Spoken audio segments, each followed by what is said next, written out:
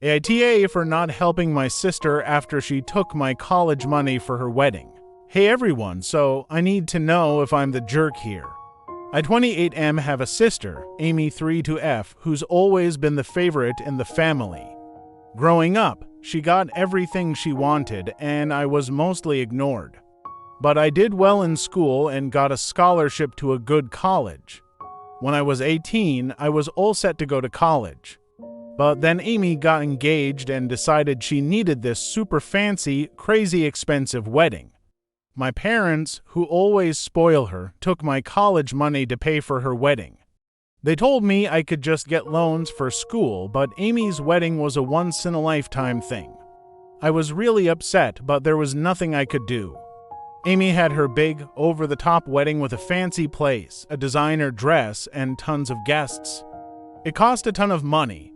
Meanwhile, I had to put off going to college and work a bunch of jobs to save up. Eventually, I did go to college, but I had to take out a lot of loans. Finding a job after college was a nightmare. With all the debt hanging over me, I was desperate. I worked crappy part-time jobs, barely making enough to cover my loans and rent. There were days I couldn't even afford to eat properly, living off ramen and whatever I could find. I was exhausted, stressed out, and losing hope.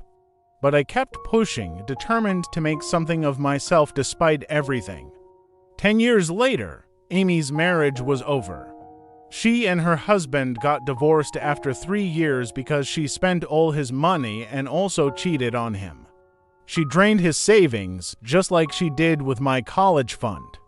But I managed to graduate, start my own business, and now I'm doing pretty well. A few weeks ago, my parents called me and asked for money.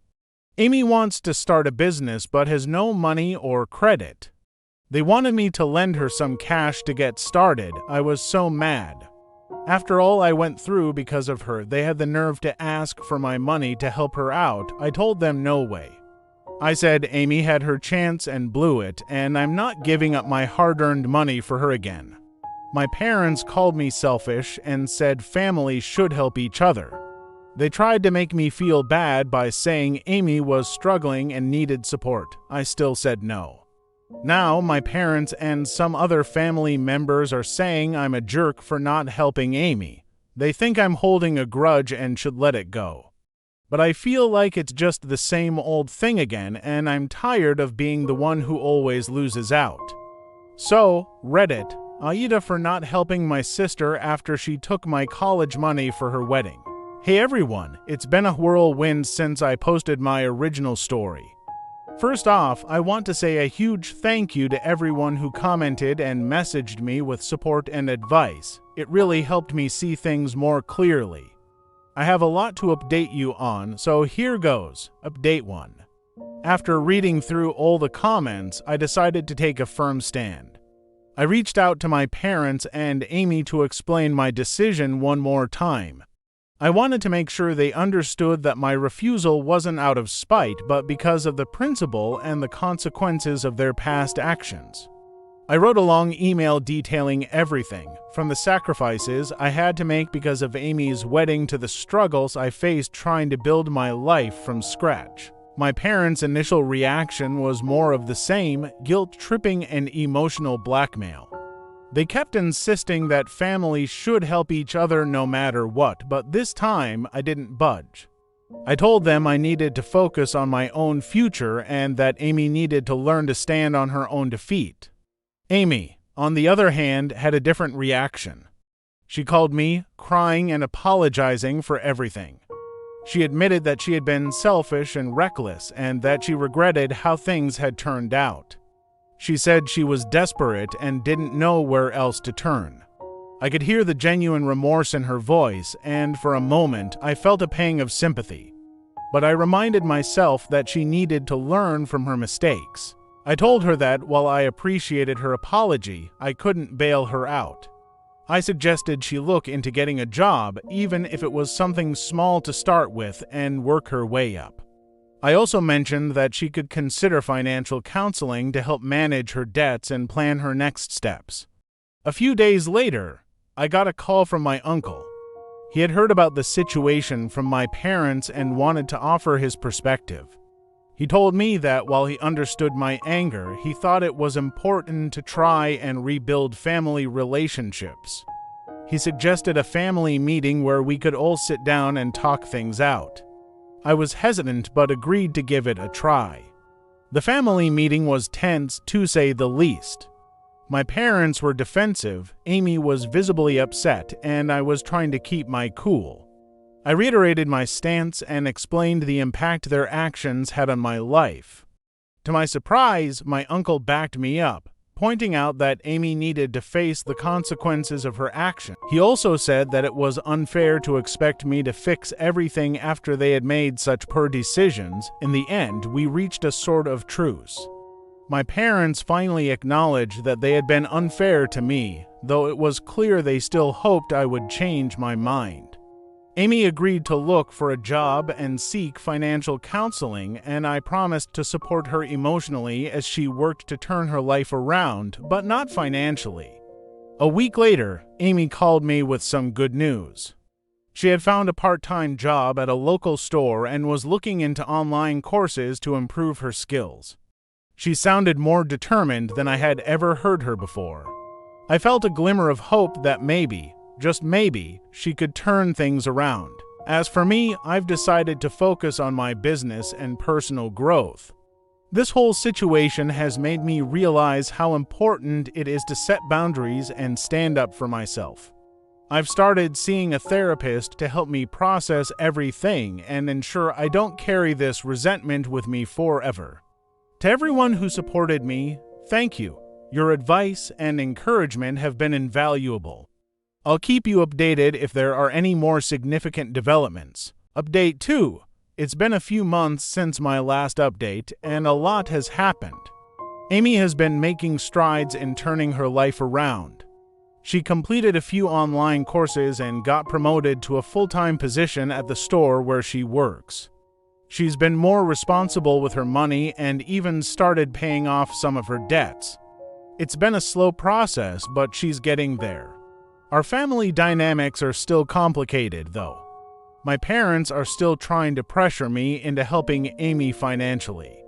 They keep bringing up how much she's changed and how much she needs a fresh start. I stayed firm on my decision, but it's clear they haven't fully accepted it. My relationship with them is still strained, but I'm learning to live with it. A surprising development came from an unexpected place. Amy's ex-husband reached out to me. He wanted to thank me for standing my ground and not bailing Amy out. He told me how hard it was dealing with her spending habits and how he wished he had been stronger in setting boundaries. We ended up having a long conversation about our experiences, and it was oddly therapeutic for both of us. As for my business, things have been going great. I landed a few major contracts that have really boosted my revenue. With the extra income, I've started a side project mentoring young entrepreneurs who are just starting out. It's been incredibly rewarding to help others avoid some of the pitfalls I faced. Amy and I are slowly rebuilding our relationship. We meet up for coffee every now and then, and our conversations have become more genuine. She's been more open about her struggles and has thanked me multiple times for not giving in to her demands. It's a long road, but it feels like we're making real progress. To anyone going through something similar, remember that it's okay to set boundaries and prioritize your own well-being. Sometimes tough love is necessary for everyone involved to grow. Thanks again to everyone who has been following my story and offering support. I'll update again if anything significant changes, but for now, things are looking up. Update 3. I wish I could say that everything continued to improve, but life has a way of throwing curveballs. About 6 months after my last update, things took a dramatic turn for the worse. Amy lost her job at the store. At first, she told everyone it was because the store was downsizing, but the truth eventually came out. She had been caught stealing. It was a shock to all of us. Then we found out that Amy had developed a drug problem. I guess the pressure of trying to turn her life around became too much, and she started using drugs to cope. It spiraled out of control quickly, and she ended up using all the money she had saved and more. She was completely broke, and her debts were piling up again, worse than before. My parents were devastated. They had been so focused on trying to get me to help Amy that they hadn't seen the signs of her addiction. When they realized what was really going on, they finally understood why I had been so firm about not giving her money. They were heartbroken and felt guilty for not seeing the truth sooner. Amy hit rock bottom and ended up in rehab.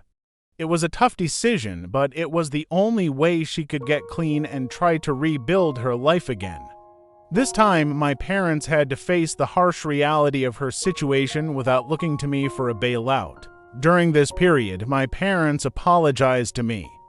They admitted that they had been wrong to put so much pressure on me and to favor Amy so blatantly. They said they were sorry for not supporting my education and for expecting me to fix Amy's mistakes. It was a deeply emotional conversation, and while it didn't erase all the pain, it was a step towards healing. As for Amy, rehab was a long and difficult journey. She had to confront a lot of her demons and take responsibility for her actions. She's been out of rehab for a few months now and is living in a sober house. She's attending support groups and trying to find stable work again. It's not easy, and she's had some setbacks, but she's determined to stay clean and rebuild her life. I've continued to focus on my business and personal growth. Seeing Amy's struggles has been hard, but it's also reinforced my decision to set boundaries. I still care about her and support her emotionally, but I know I can't fix her problems for her. To anyone going through similar family issues, I can't stress enough how important it is to set boundaries and take care of yourself first. Sometimes, tough love is the most loving thing you can do. Thank you to everyone who has followed my story and offered support. Your words have meant more than you know. I'll update again if there are any more significant changes. Don't forget to like and subscribe for updates and more stories.